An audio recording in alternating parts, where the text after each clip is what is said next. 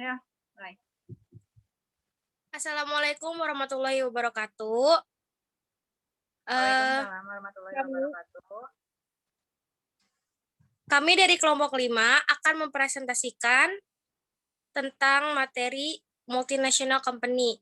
Di sini ada saya, Devina Zara Yuniar, dan rekan saya, Tasya Tasya Aprilanti Apriyanti Putri Putri, Rahman. dari kelas manajemen 18C.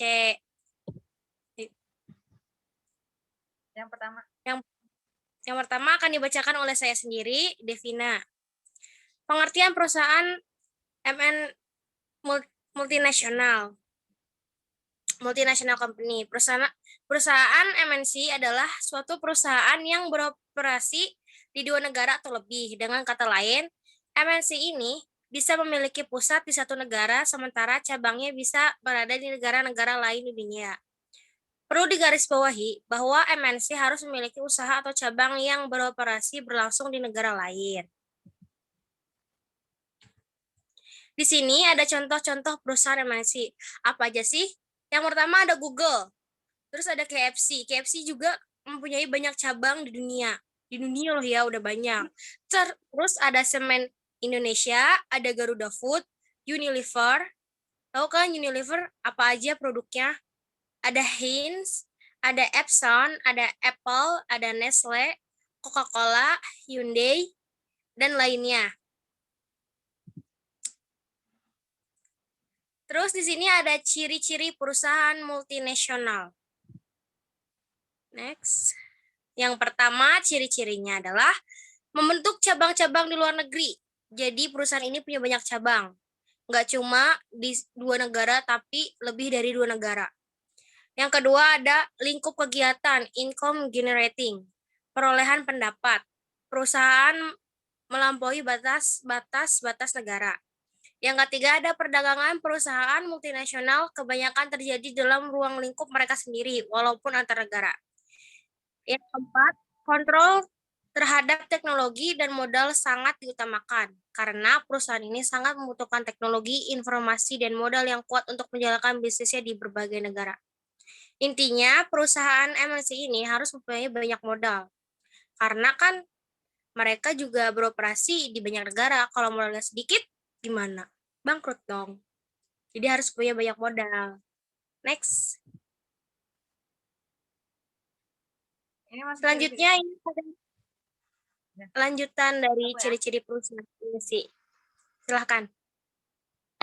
Di sini masih ada ciri-ciri perusahaan MNC, yaitu ada pengembangan sistem manajemen dan distribusi yang melintasi batas-batas negara, terutama sistem modal, Ventura, Science, dan Francis.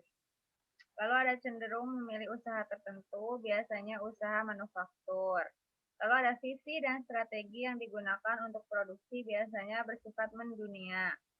Dan untuk menjalankan usahanya, biasanya perusahaan multinasional merekrut karyawan dari warga negara setempat. Lalu di sini ada jenis perusahaan MNC. Yang pertama itu ada perusahaan multinasional yang terdesentralisasi di negara aslinya, yaitu perusahaan yang punya struktur organisasinya sendiri. Jadi setiap manajer punya keputusan sendiri, seperti menanggapi peluang yang ada tanpa harus izin ke kantor pusat. Yang kedua ada perusahaan global terpusat, yaitu perusahaan yang kantor dan manajemennya terpusat. Perusahaan ini mendapatkan keuntungan dengan cara memanfaatkan sumber daya di negara lain yang lebih murah.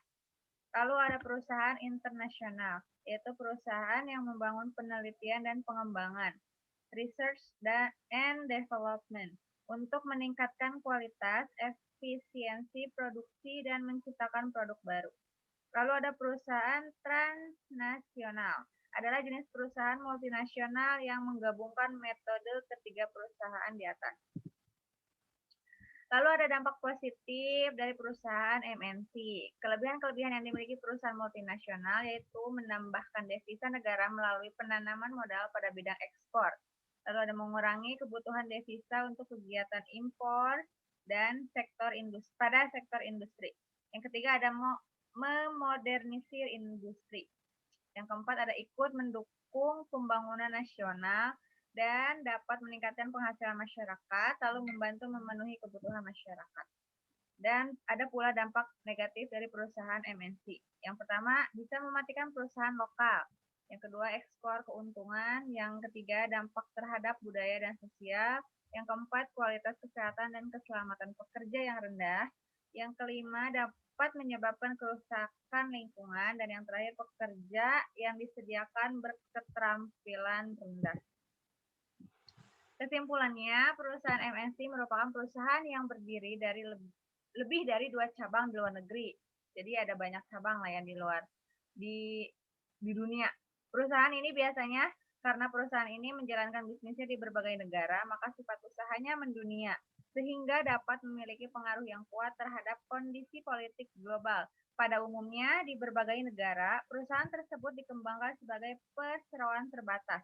Akan tetapi sahamnya dikuasai oleh perusahaan induk. Saham perusahaan tersebut tidak diperjualbelikan di pasar saham lokal. Sekian dan terima kasih. Baiklah, saya tutup. Sekian dari kelompok kami. Wassalamualaikum warahmatullahi wabarakatuh.